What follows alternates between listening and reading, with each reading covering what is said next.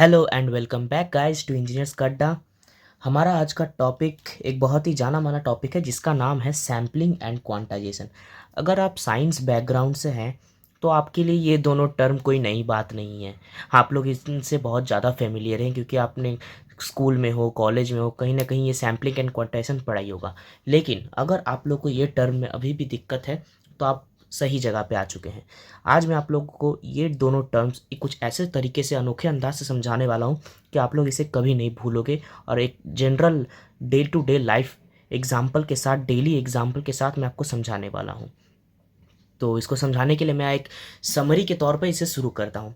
सबसे पहले आप लोग को जानना है कि सैम्पलिंग एंड क्वांटाइजेशन जानने से पहले आप लोग को दो चीज़ पता होना चाहिए कि हमारे पास जो भी सिग्नल होते हैं, सिग्नल हमारे पास दो टाइप के होते हैं, कंटिन्यूअस या फिर डिस्क्रीट। ठीक है, ये चीज़ आपको पता होना चाहिए कि हमारे पास सिग्नल जो होता है या फिर मान लीजिए डाटा जो होता है, डाटा दो प्रकार के होते हैं, या तो वो कंटिन्यूअस डाटा होगा या तो डिस्क्रीट डाटा होगा।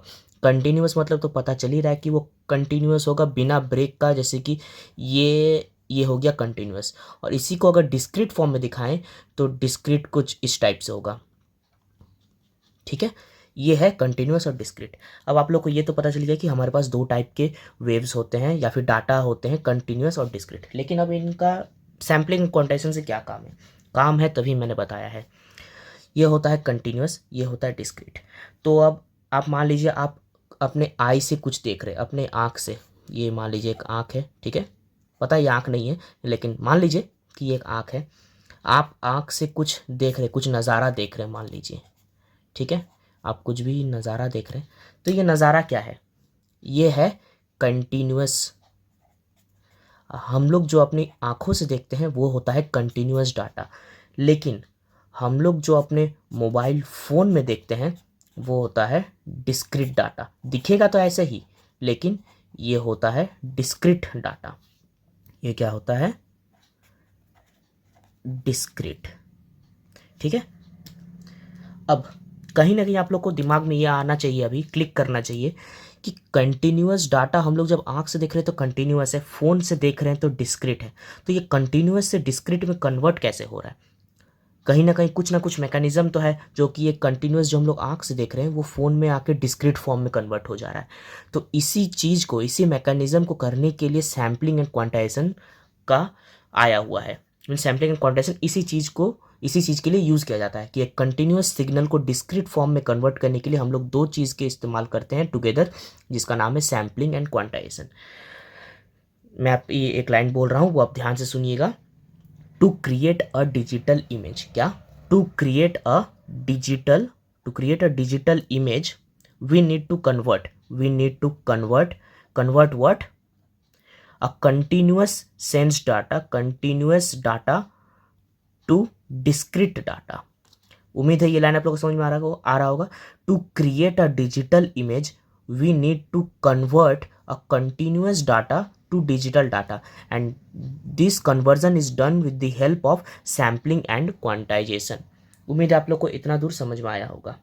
अब यहाँ पर आते हैं सैम्पलिंग पे। सैम्पलिंग क्या है?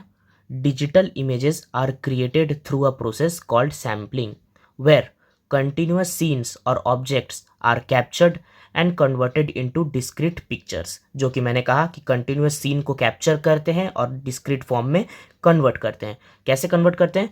यूजिंग डिवाइसेस लाइक कैमरा और सेंसर। जैसे कि मैंने कहा फ़ोन से तो हम लोग क्लिक करते हैं, कैमरा से ही क्लिक करते हैं। ये मान लीजिए फ्रंट कैमरा है, कुछ भी है, तो कैमरा से ही हम लोग क्लिक करते हैं और वो डिस्क्रीट फॉर्म में होता है, लेकिन कैमरा खुद उसको डिस्क्रीट फॉर्म में कन्वर्ट नहीं करता। यहाँ पर सैम्पलिंग एंड क्वांटाइजेशन का इस्तेमाल किया जाता है। तो ये था सिर्फ सैम्पलिंग। अब क्वांटाइजेशन क्या है? The values of pixels in a digital image are quantized.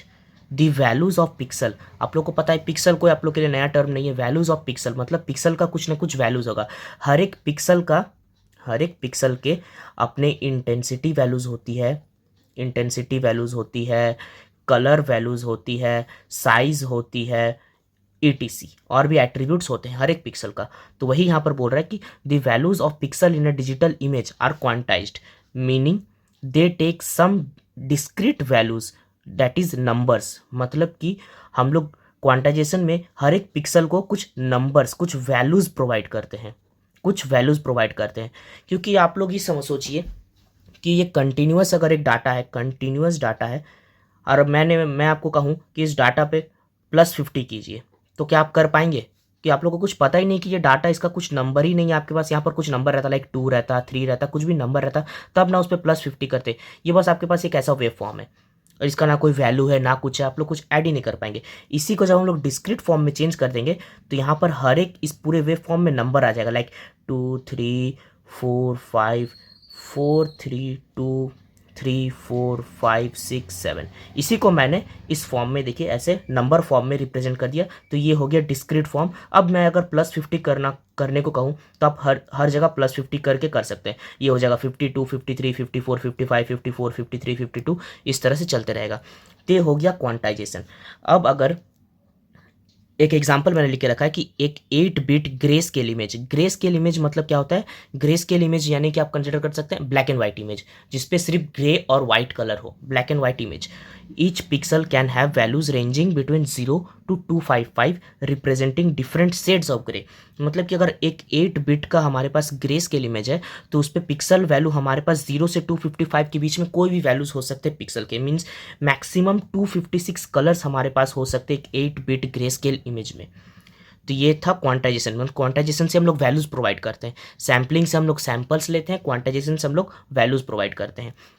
अब नेक्स्ट देखिए, मैंने एक ग्राफ बना कर रखा है, ये है कंटिन्यूअस डाटा, इसको हम लोग कन्वर्ट कर देते हैं ऐसे डिस्क्रीट डाटा में। ये मैंने यहाँ से यहाँ तक का डायग्राम बनाया है, यहाँ से यहाँ तक का, इस पॉइंट तक का, ये देखिए यहाँ से ऐसे, ठीक है। इसको जब हम लोग डिस्क्रीट फॉर्म में कन्वर्ट करेंगे तो ऐसे होगा, और इसका कुछ ना कुछ वैल्यूज होगा, ये डिस्क्रीट का कुछ ना कुछ हर जगह वैल्यूज होगा ताकि हम लोग उस पर ट्रांसफॉर्मेशन कर सके। तो इसको कन्वर्ट करने का हमारे मीन्स फ़ायदा क्या है? हम लोग का यही काम है कि हम लोग इस पर कुछ अगर मैनिपुलेशन ट्रांसफॉर्मेशन करना चाहें तो हम लोग फ्यूचर में इसके ऊपर ट्रांसफॉर्मेशन कर सकते हैं। अब मैं और एक चीज़ आप लोग को इंपॉर्टेंट बताना चाहता हूँ कि ये मान लीजिए मैं एक ग्राफ लेता हूँ, ये ठीक है, ये एक्स एक्सिस है और ये वाई एक्सिस है, और हमारे पास एक ये वेव है, ठीक है, ये वेव है हमारे पास, ये ऐसे। अब सैम्पलिंग और क्वांटाइजेशन को जब हम लोग एक्स एक्सिस पे सैंपल्स लेते हैं, एक्स एक्सिस पे, इसको मैं ऐसे टच कर दे रहा हूँ,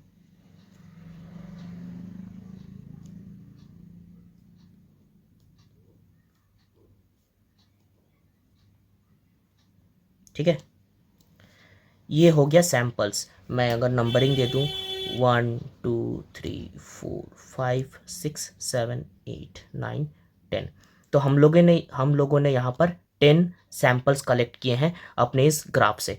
सैम्पलिंग हमेशा एक्स एक्सिस पे होती है और कंटिन्यूअस होती है, सैम्पलिंग एक्स एक्सिस पे होती है और रेगुलर इंटरवल पे होती है। मीन्स ये जो गैप है दोनों दो सैंपल्स के बीच का, ये कांस्टेंट रहेगा हर जगह। यहाँ डायग्राम में थोड़ा सा नहीं समझ में आ रहा है, लेकिन ये जो होगा ये रेगुलर इंटरवल्स पे होगा और कांस्टेंट होगा, ठीक है।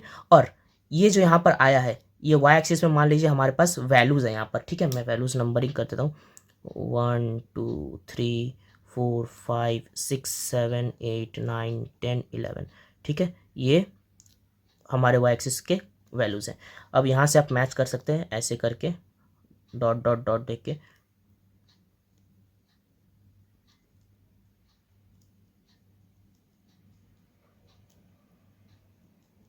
ठीक है। तो ये हुआ वैल्यूज प्रोवाइड करना। मीन्स अगर मैं 10th सैंपल का बात करूं, 10th सैंपल का वैल्यू क्या है? 10th सैंपल का वैल्यू है 9। वैसे ही फर्स्ट सैंपल का वैल्यू है 1।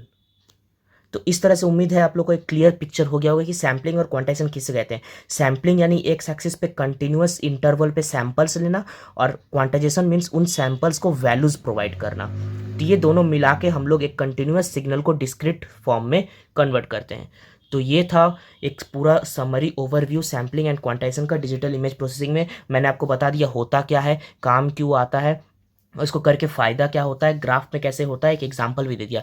तो आई थिंक मैंने ईच एंड एवरी पॉइंट इस पर टच कर दिया है और कवर कर लिया है। अगर आप लोग को वीडियो पसंद आया होगा तो इसे प्लीज़ जो शेयर कीजिएगा और चैनल को सब्सक्राइब कीजिएगा ताकि मुझे भी मोटिवेशन मिलती रहे और ऐसे अच्छे वीडियोज़ बनाने के लिए। सो इसी के साथ अलविदा दोस्तों, मिलते हैं अगले वीडियो पर। अगर आपने पूरी प्लेलिस्ट एक्सेस नहीं की है तो उसे भी ज़रूर कर लीजिए।